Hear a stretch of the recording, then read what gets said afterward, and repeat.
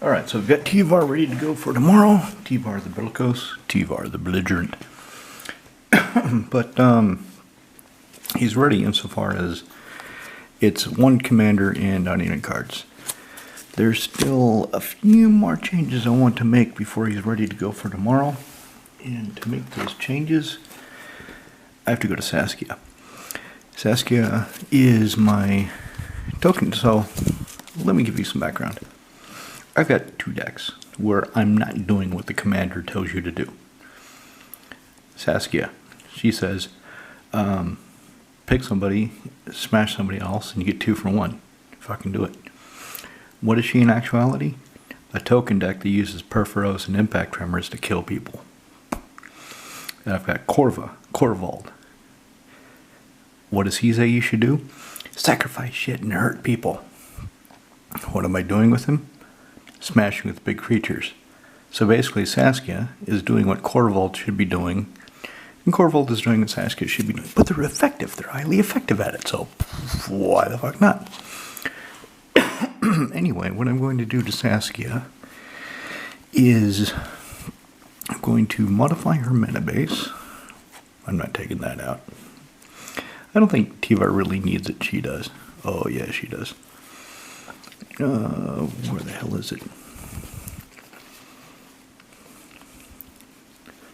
Of course, it's in the bottom. Both of them are in their bottom. That's the cards I want to take out. Well, I'm at it. Do I have any find land spells in this deck? I can't remember. Let me just take a look. Okay, that's coming out. And all of you just said, what the fuck, are you crazy? Well, Tyvar's black-green. He kind of needs it more. She's going to get a City of Brass. She'll be fine. Just relax. She'll be fine. Trust me. She kicks ass. Okay, do I have a... I've got a crop rotation. What else do I have for... Find a land. Put that motherfucker to play. I know I've got Tempt with the Discovery. I've got that guy can play more lands. He fixes with mana base, but he doesn't go find the lands. Of course, she does have 5. She's missing her Arid Mesa and her Sacred Foundry. Other than that, she's got 5 fetch lands, so I should be able to fetch. She's got, well, there it is right there. Conduit of the Worlds. She has Conduit of Worlds.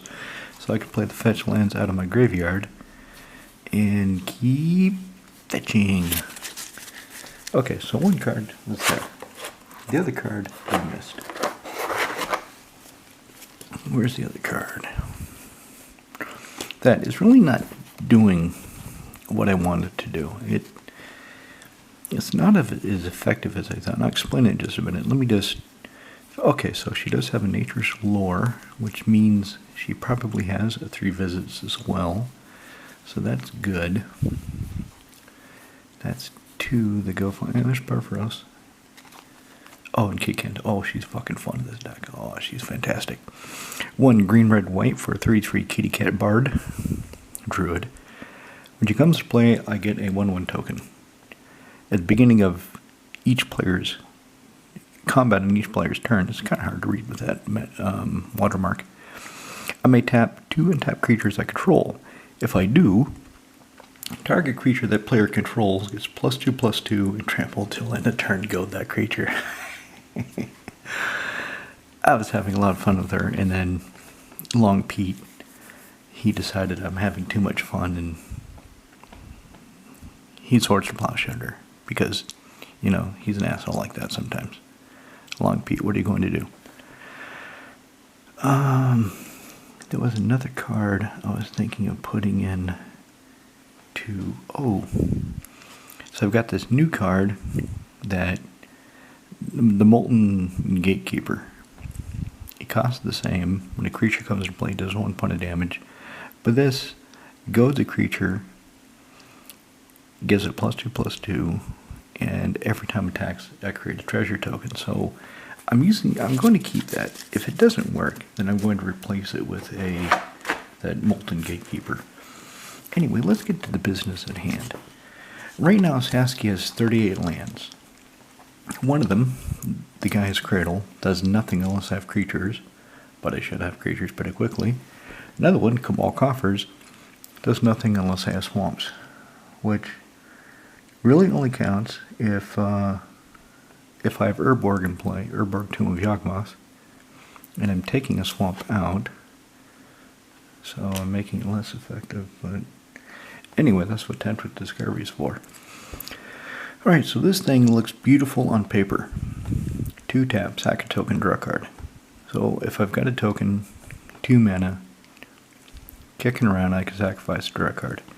3, pay a life, create a 1/1 blue fish. 4, tap, create a treasure token.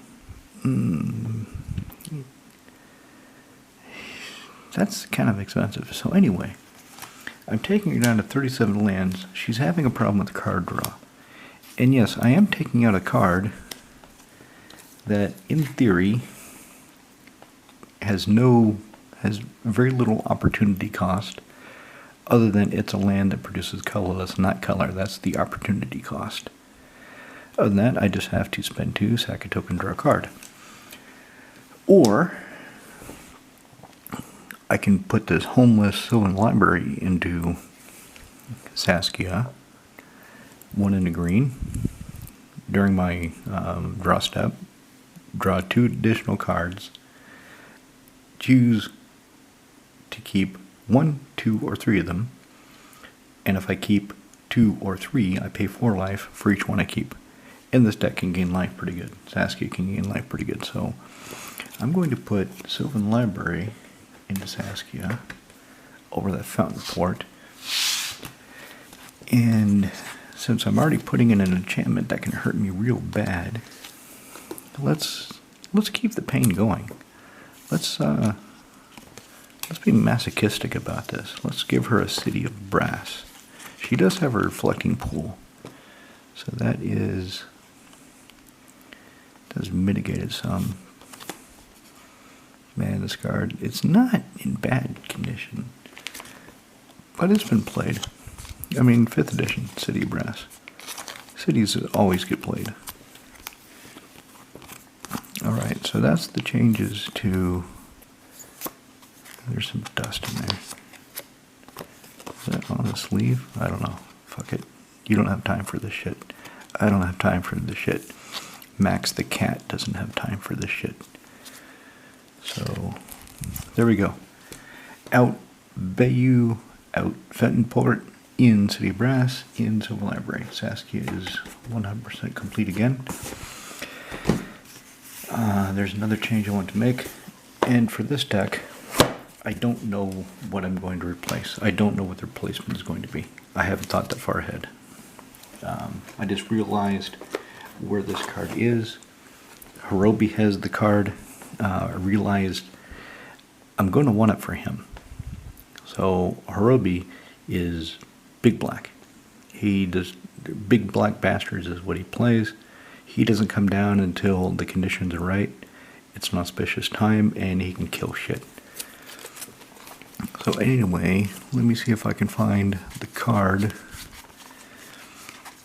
that, and this will give me time to really take a deeper look at Horobi and see what I want to replace this card with, or maybe I just want to buy another copy of it. Right? Maybe I don't want to replace it. Maybe I just need 2 copies. I mean, it doesn't cost that much. What is it? 20 crowns, €1.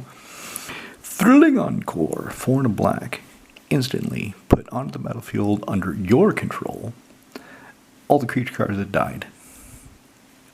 All the creatures that died that aren't tokens come into play under your control this turn.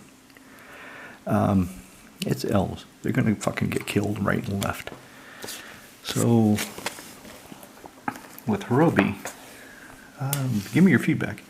I mean, I've got a Foundations Rise of the Dark Realms. It costs what? 8? 9? I think it costs 9. It costs a shit ton. But you get all the creatures and all the graveyards in play under your control at sorcery speed. This is instant speed. I also have Twilight's Call. I own a foil original copy of Twilight's Call that I bought for the art. I could put that into Horobi, so that costs, I think, 7 to cast it as a sorcery.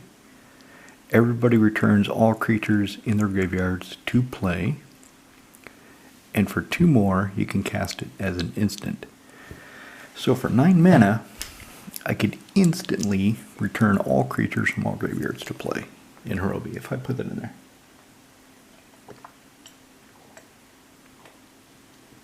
I'm not really sure that's what I want to do.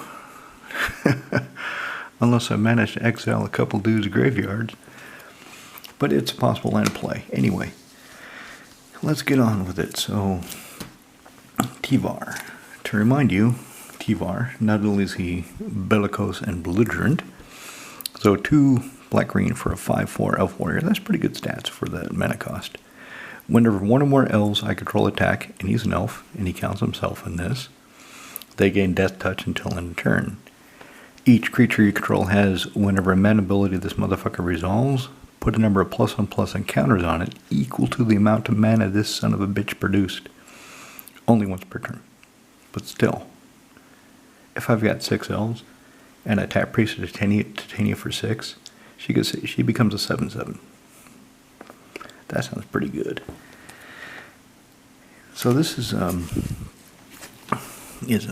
mono elf deck. If you saw the presentation, you know that there is one non-elf creature. That is the monster in the woods.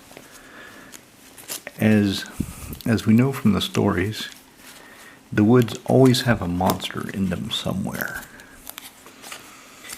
And the deck needs a monster because, as I said before, there goes the bayou.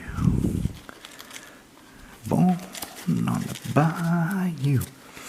1, 2, 3, 4, 5, 6, 7, 8, 9, 10, 11, 12, 13, 20.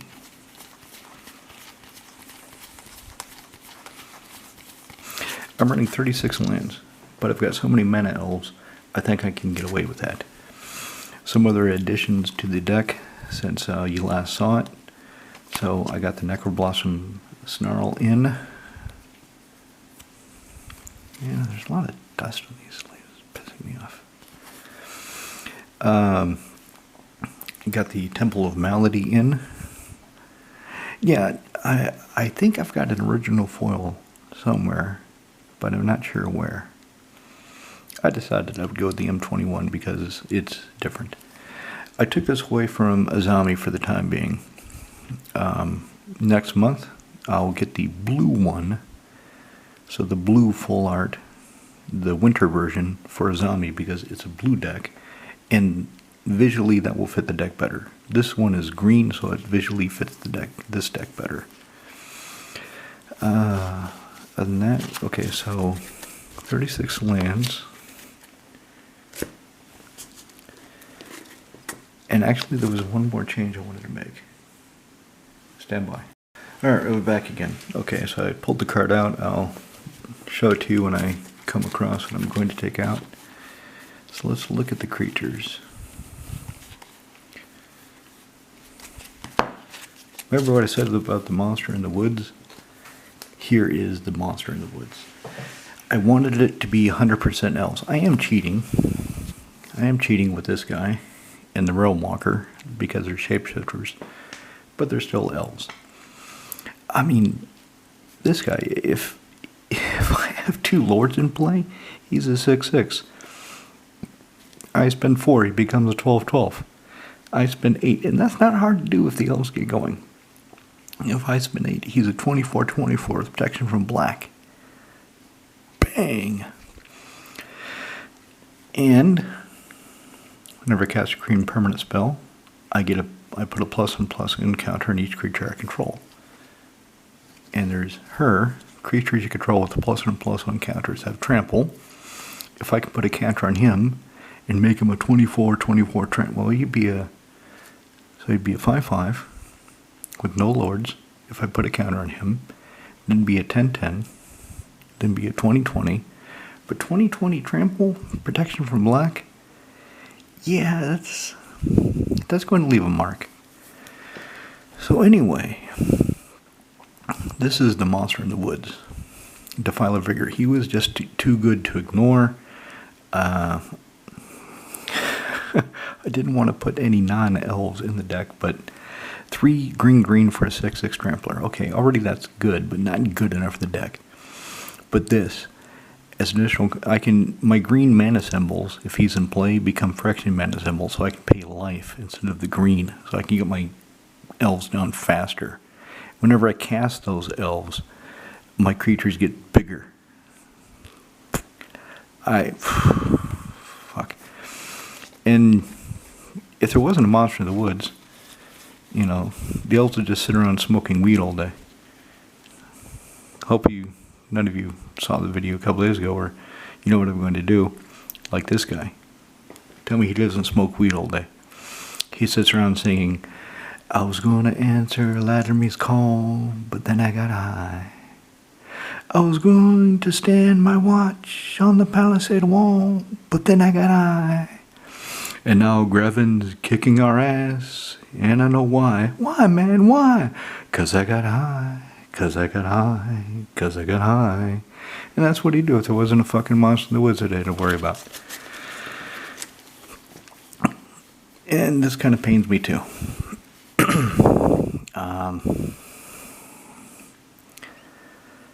I can't see really any other way around it. Okay, let's take a quick look. So Tyvar, the Planeswalker version of Tyvar the Belligerent, he lets my elves tap for black. I can put a +1/+1 counter on an elf on tap against it, so counters. I can make more elves, and the emblem is fantastic. Whenever you cast an elf spell, it gains haste until end of turn. You need to draw 2 cards. That's beautiful.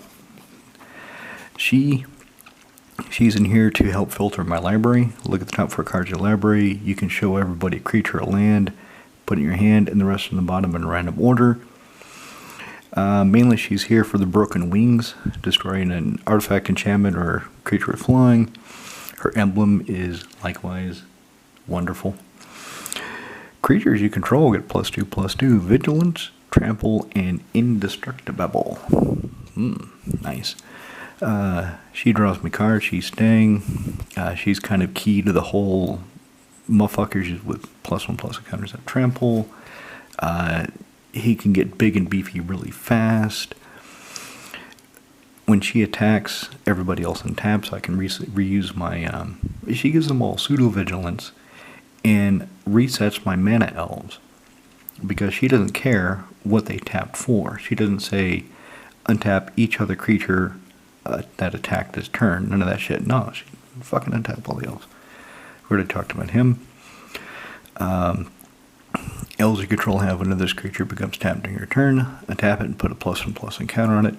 So if I have Tyvar and I have this guy, I can tap on my elves for black mana. Even if I don't do anything with it, I can do it.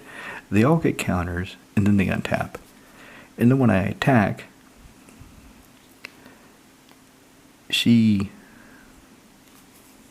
only once per turn. Never mind. Blame my last. I'm just getting excited. I really want to see this deck go. She's a lord, and she gives me life, which the Defiler Vigor is going to eat into it pretty quickly. Elves of Deep Shadow, Lilith. I need mana elves. I'm only running 36 lands, so I need mana elves. She has to stay. Lord gives me mana. Lord, Forest Walk. I have Yevmai, Cradle of Growth. If the elves don't get bigger than, say, 5/5, at a certain point, attacking with them becomes a dicey probability. But if they're 5/5s and they're unblockable, and I've got a bunch of them, that's deadly. So, there we go. Elvish Harbinger, so she goes and finds an elf I need at the time. Gives me mana.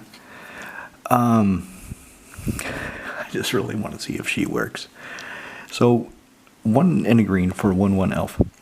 I can spend 1 in the green and tap her, giggity, and she will keep a creature tapped. She will make it so your creature cannot untap during its controller's next untap step.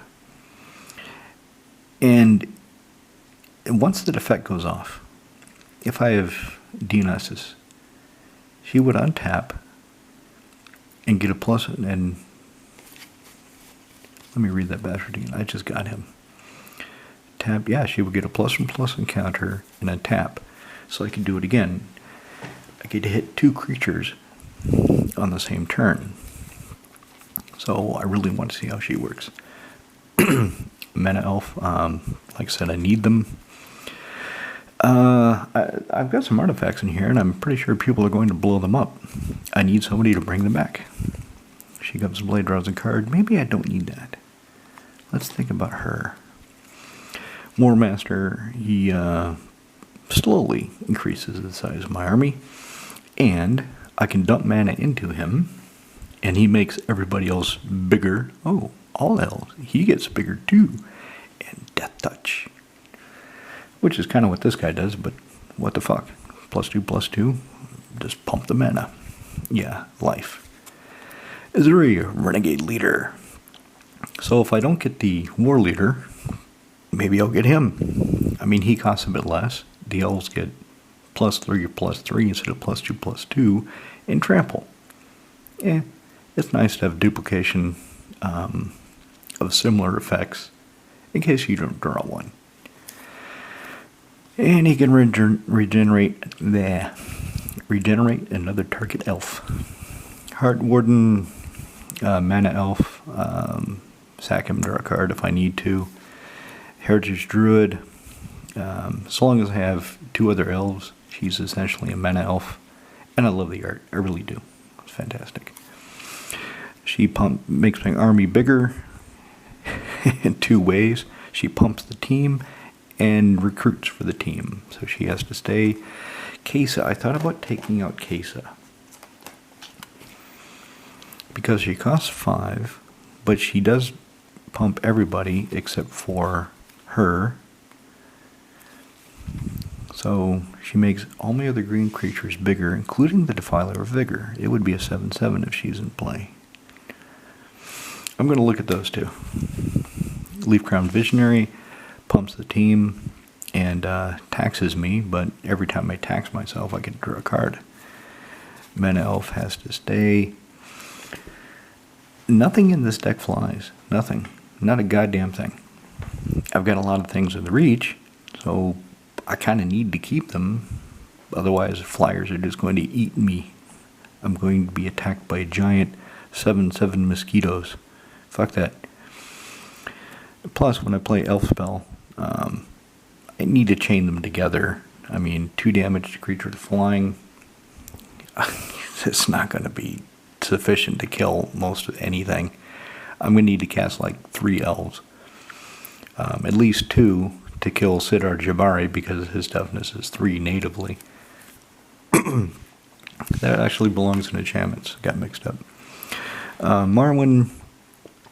So whenever another elf I control comes in play, she gets bigger, and I can tap her, giggity, to add an amount of green equal to her power. So she's good. I don't know if I need her. I really don't. I mean, she looks really cool. I really like the art.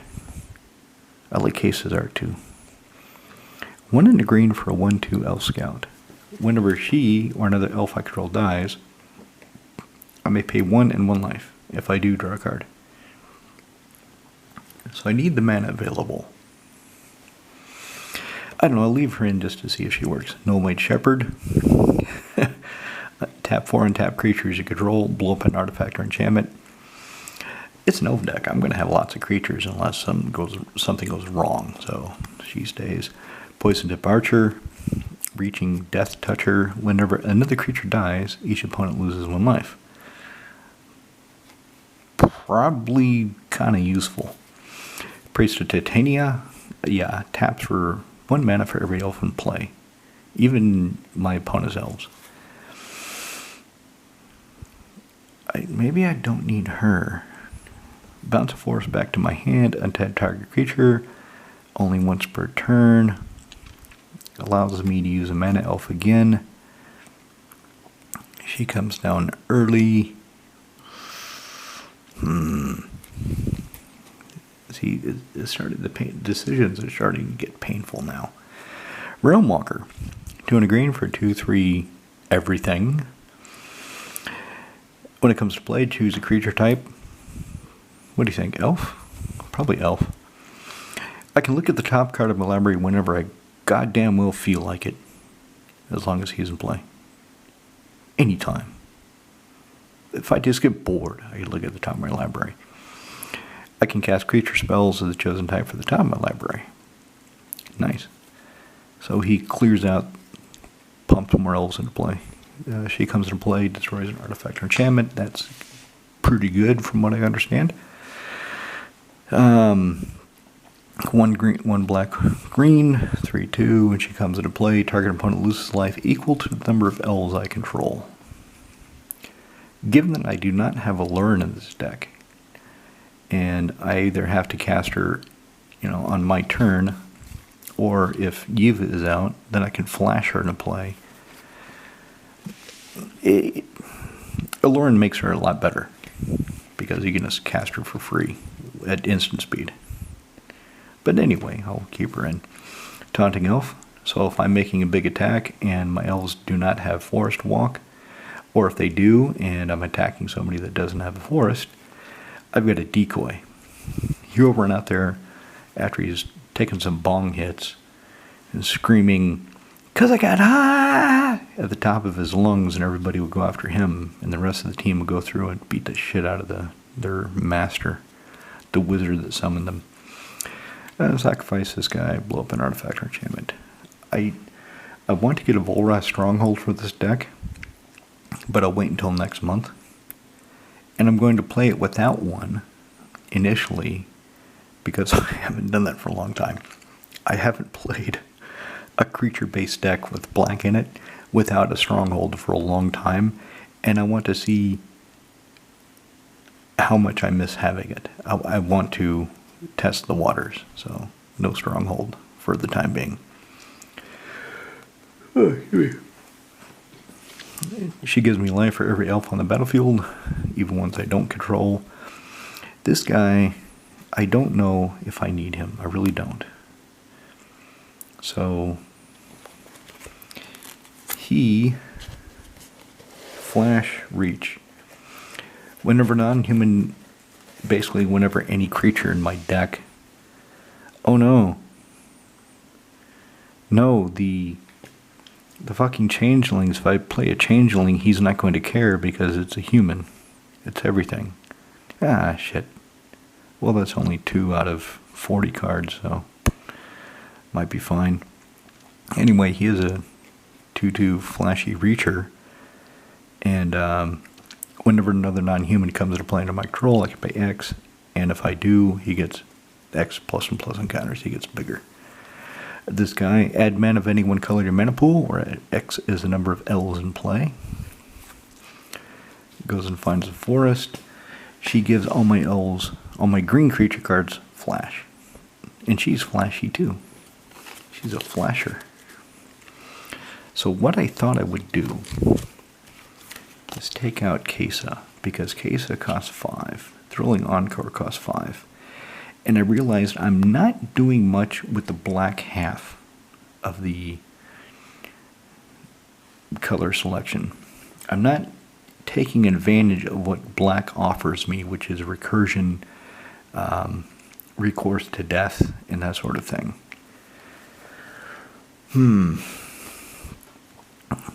She comes down early. She can. Replaces herself. She makes everybody bigger, but I've got a lot of things that do that now. So do I need her? I like the art a lot. When I first saw her when Alliances came out, I was like, wow, that is fucking cool. And I jammed her to every deck with green that I had. So let's think about that. Let's look at this down here.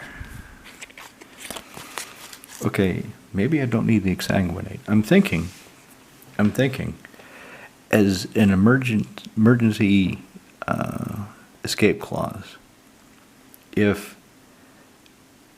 I'm losing the game, but dudes are down in life, down in the teens somewhere, I can exsanguinate, steal some of their life, bring them down to a level where I can kill them and win the game. Sometimes this will win the game outright. Sometimes I'll have enough mana elves to exsanguinate for like 20.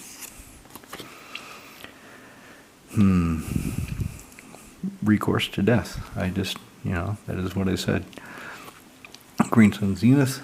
It'll find me any elf that I find I really need at the time. Most likely Beast Whisperer, so I can draw more cards. Maelstrom Pulse. It's either a Vindicate that can't hit lands, or it's a token killer. One of the two. Of course, if you ever have Maelstrom Pulse, and you go after somebody's tokens, make goddamn sure that they don't have a way to sacrifice it. Because if they can sacrifice a token that you target, the spell fizzles. Because it doesn't destroy it, it goes away. So just keep that in mind. Patriarch's Bidding. Everybody chooses creature type. Everybody returns all creature cards of the type chosen this way from his or graveyard to play. Raise the dead, because family plots are so convenient. Heroic Intervention, yep. 1 in green. My stuff becomes hexproof and indestructible until end of turn. Corrosive Grip. Split second. Kill an artifact or enchantment if my elves aren't coming into play, if I'm not getting them. Now, if my team has been decimated, and somebody's going to Bajuka Bog me and piss me off, I can repopulate. I'll just shuffle all my elves back into in my library. Because you can do that at instant speed. So even if I'm holding the Patriarch's Bidding, if I don't have creatures in the graveyard because I got Bajuka Bogged, bidding isn't going to help at all. So that's what repopulate is for, a bit of insurance. Or, if somebody's playing fucking Moldrata or the Mimeoplasm, and they go for their Mimeoplasm combo in response to Mimeoplasm coming into play, and them starting their combo bullshit, you say, nah, fuck you, shuffle everything back in.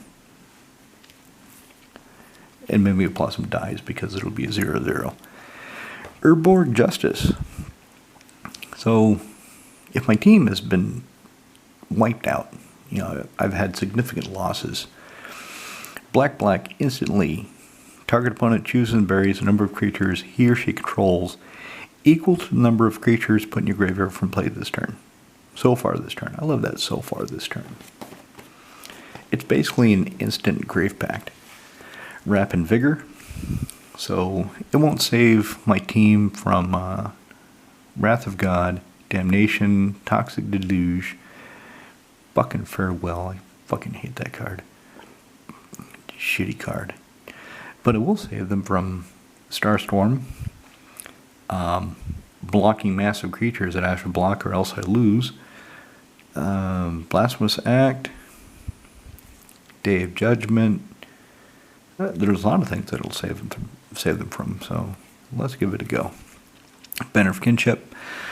I'm going to take out the Door of Destinies. I'll explain why in a minute. Banner of Kinship. So 5. When it comes to play, choose a elf. Fucking elf, obviously. Comes to play with a fellowship counter on it for each creature I control the chosen type when it comes to play. They all get +1/+1 for each counter on it. Bang, it's done. Coat of Arms. Each creature gets +1/+1 for each other creature in play that shares a creature type with it. Bang, it's done. This yoke, though, unless I get it early. So it's cheaper than the other two. It only costs 4. The other two cost 5.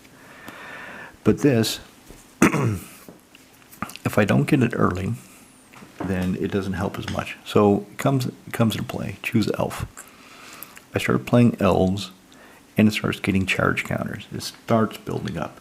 The other two is bang done, and I want bang done. I want to come out swinging. And that's why I'm going to take out Door of Destinies and put in something even more expensive. Chronos Memorial. So for 7 mana, my creatures have flying, first strike, vigilance, trample, haste, protection from black, protection from red. What's not to love? So I'm going to try that, and if it doesn't work out the way I think it will, which I can't see how it will not work out the way I think it will, because it does what it does till it gets blown up, I can always go back to Door to Destinies. I love the art. That's Larry McDougall. Larry McDougall art. I love his art. I wish he would do more cards. Not that I'm going to buy any more cards, because I stopped buying cards with Duskmourn because I don't like that 80s bullshit. I don't like fucking Ghostbuster Redux in my game. I don't like Ether Drift. So I don't like Spider-Man. I'm an old man. I don't like this bullshit that you kids are pumping out now. Fuck that shit. The study is the history of magic. Dig into it. Fucking whippersnappers. Anyway, look at that. No rod. This is why I don't have any swords or Sensei's Divining Top or anything like that in the deck. Because players cannot play any artifact abilities requiring an activation cost. All the artifacts, all the mana rocks, because they all have activation cost, shut down. They're just rocks.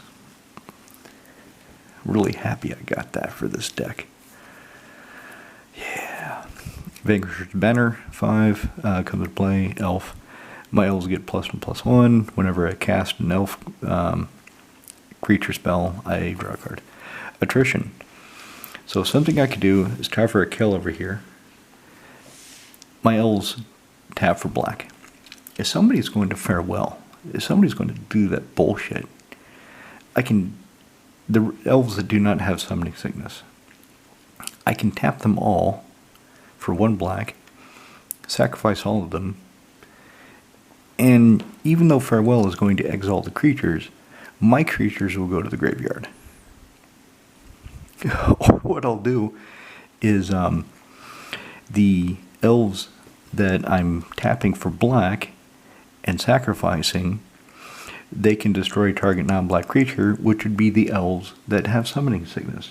So kill my own team so I can bring them back. It's one line of play that it just occurred to me. You know, shower thoughts. Dictative verbose. 3 black. Whenever creature control dies, everybody else sacks the creature. Suck it. Growing Rights of Itlamok, 2 and a green. When it comes in the battlefield, look at the top 4 cards in your library. You can show everybody a creature card from among them, put it in your hand. And the rest go on the bottom in any order. Beginning of your end step, if you control 4 more creatures, flip this over and you have Gaia's Cradle. Yay. Hall of Gemstone. What did I take out to put this in?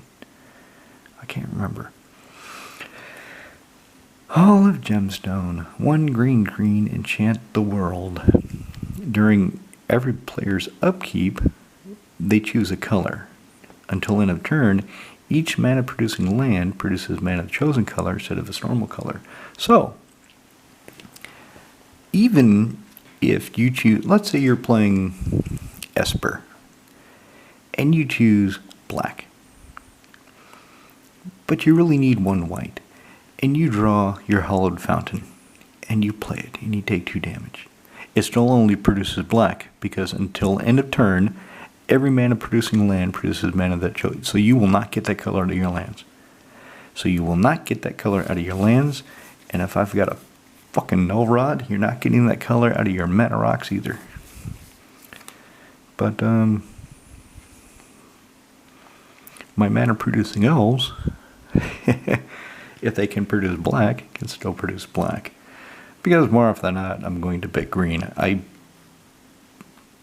can't imagine where I would say black at the beginning of my turn, but I've got a really hard time picturing it. It is possible, but so is getting killed by a duck.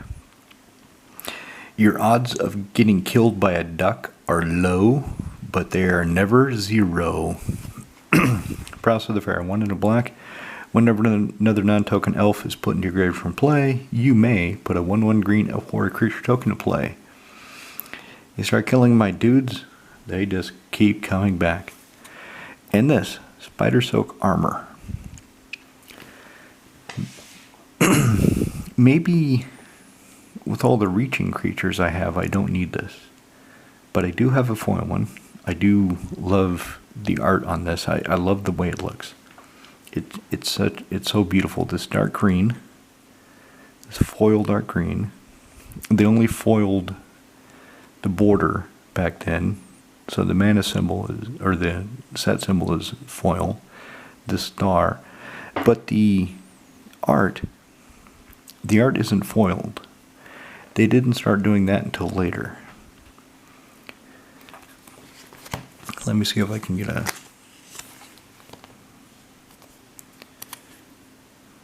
better. See, the art is just flat. It's shiny. It has a bit of a sheen to it that the non-foil cards don't have, but there's nothing highlight there.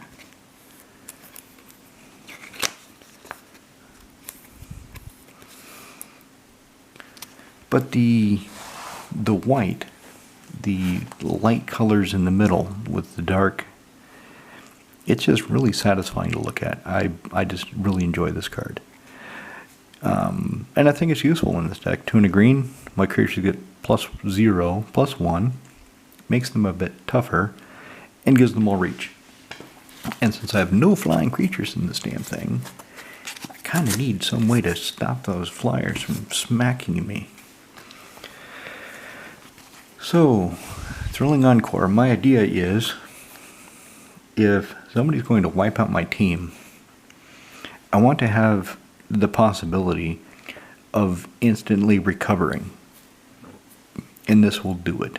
It's basically why I had it in Horobi. I need to think about what he really needs, though. But the question is, what do I want to take out for it? That's always the question. That's always the painful part. So here's what I'll do.